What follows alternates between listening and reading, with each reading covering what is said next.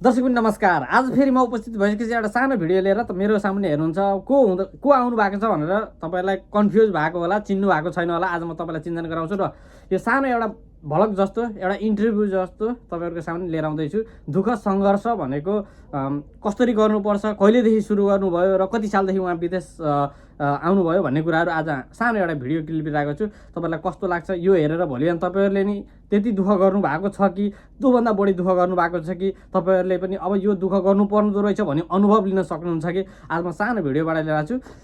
नमस्कार है हजुरलाई। नमस्कार। तपाईको नाम? नाम सन्देश ढकाल।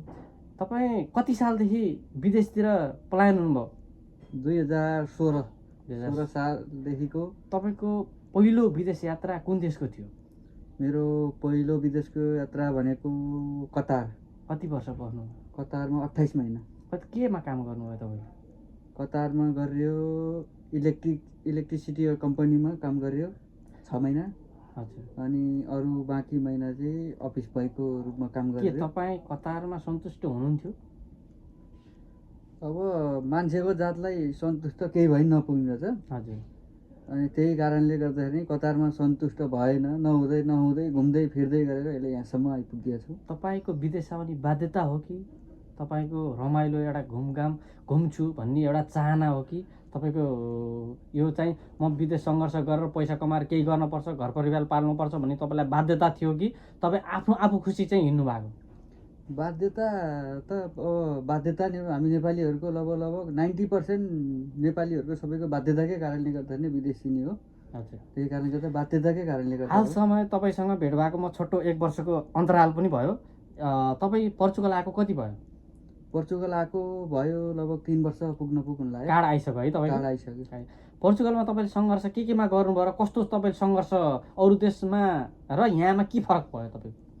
अब पोर्चुगलको सङ्घर्ष अरू देशको सङ्घर्ष भने चाहिँ अरू देशमा गएको दिनदेखिको सबै कुरो खाना बस्नदेखि लिएर कामको सबै फिक्स हुन्थ्यो भने पोर्चुगलमा जब आइसकेपछि तपाईँ पोर्चुगलमा टेक्नु भएपछि तपाईँको खाना बस्नदेखि लिएर सम्पूर्ण चिज सबै आफैले नै व्यवस्था गर्नु पर्यो।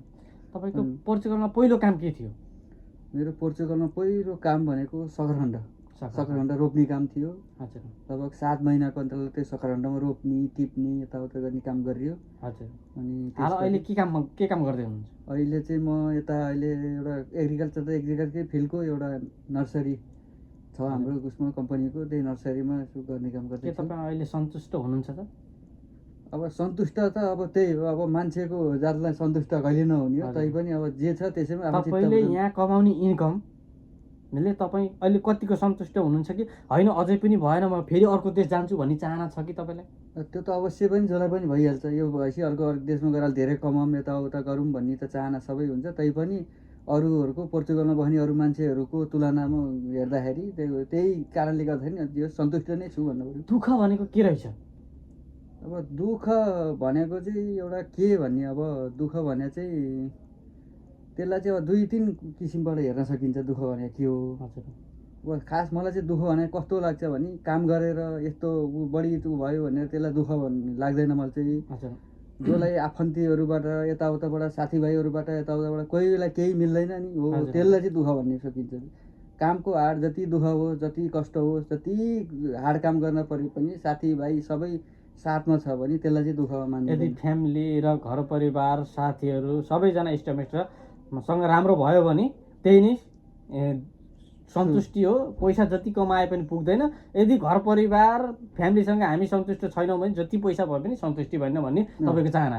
हस् त सन्देशजी, तपाईँलाई धेरै धेरै धन्यवाद सानो यो इन्टरभ्यूको लागि। धेरै धेरै धन्यवाद है।